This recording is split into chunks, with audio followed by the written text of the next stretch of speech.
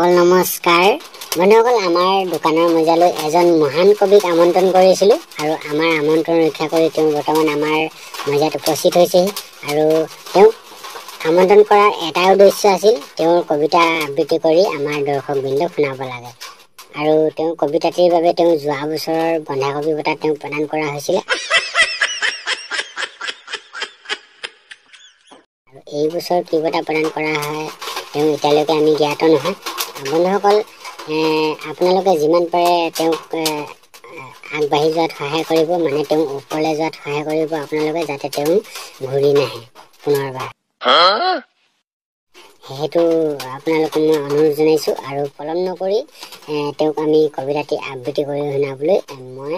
মোৰ ফালৰ পৰা তেওঁক অনুৰোধ জনাইছোঁ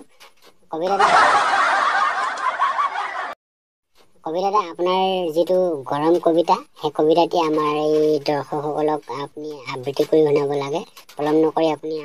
আমাৰ দৰ্শকবৃন্দক আপোনাৰ কবিতাটি আবৃত্তি কৰি শুনাব বুলি মই অনুৰোধ জনাইছোঁ